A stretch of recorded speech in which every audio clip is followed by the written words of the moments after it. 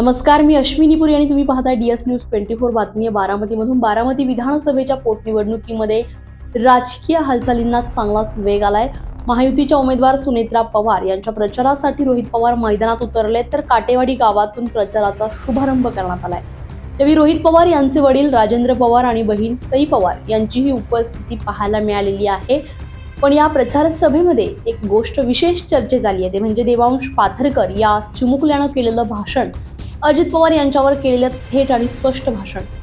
रोहित पवार आणि राजेंद्र पवार यांच्या समोर केलेल्या या भाषणानं सर्वांचंच लक्ष वेधून घेतलंय. हे भाषण सध्या सोशल मीडियावर चांगलंच व्हायरल होत आहे. चला पाहूया देवांश पाथरकरचं ते चर्चेत असलेलं भाषण.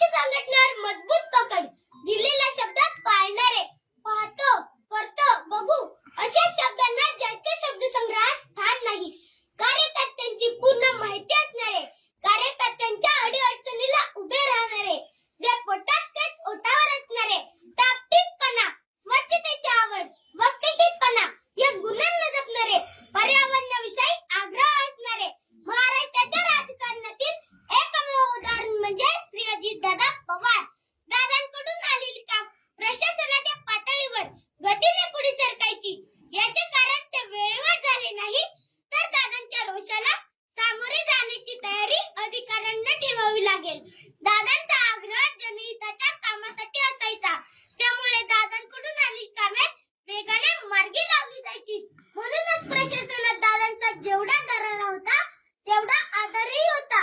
दूरदृष्टी, धडाडी, अचूक नियोजन, अचूक धोरण, अचूक निर्णय क्षमता यांच्या जोडीला माणुसकीचा ओलावा जपणाऱ्या या सामर्थ्यवान नेत्याच्या रक्तात फक्त आणि फक्त विकासाचे ध्येय भिनलेले होते. पिंपरी चिंचवड आणि बारामती सारख्या शहराच्या शिरावर डोळे दिपून टाकणाऱ्या, विकास कामाचे कोंदण लावणाऱ्या अजितदादांच्या हातात राज्याची सत्ता आल्यानंतर महाराष्ट्राची प्रगती ही तितक्याच जोमाने होऊ लागली. यात मात्र शंका नाही. संपूर्ण महाराष्ट्रात दादांना आणि त्यांच्या कार्यपद्धतीला मानणारा मोठा वर्ग आहे. चुकीच्या कामाने दादा परखडपणे विरोध करतात, तर लोक उपयोगी कामात अडसर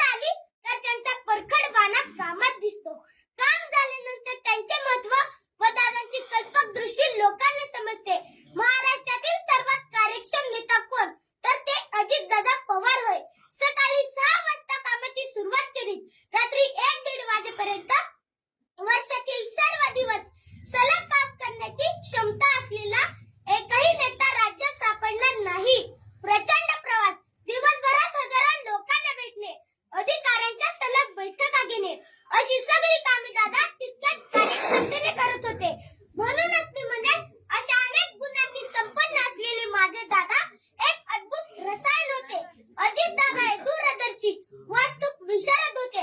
बारामती, पिंपरी चिंचवड अशा शहरांना घडवत असताना सोना ज्याप्रमाणे दागिन्याची कलाकुसर करतो त्याच बारकाईने प्रकल्पाच्या अंमलबजावणीवर लक्ष ठेवले. या प्रकल्पाच्या भव्यतेमुळे ही शहरे आज महाराष्ट्रात एक नवीन ओळख निर्माण करीत आहे. अचूकता, कलाकुसर आणि गुणवत्ता यांचा मेळ साधत दादाने एखाद्या वास्तुक विशारद प्रमाणे ही शहरी घडवली आहे.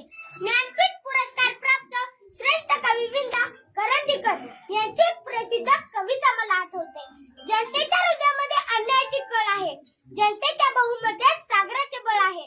जनतेच्या हृदयामध्ये अन्यायाची कळ आणि जनतेच्या बहुमते सागराचे बळ ज्याला ओळखता येते तोच लोकप्रमुख राज्यकर्ता होऊ शकतो.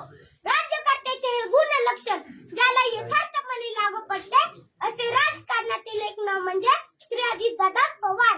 महाराष्ट्राचे माजी मुख्यमंत्री वसंतदादा नाईक यांच्या नंतर महाराष्ट्राच्या राजकारणात दादा म्हणून मिरवण्याचा मान मिळाला तो फक्त अजितदादांनाच. आपला स्पष्ट वक्तव्यपणा आणि सडेतोड वक्तृत्वाने महाराष्ट्राला हलविणारे दादा कडे आदर्श म्हणून पाहतो.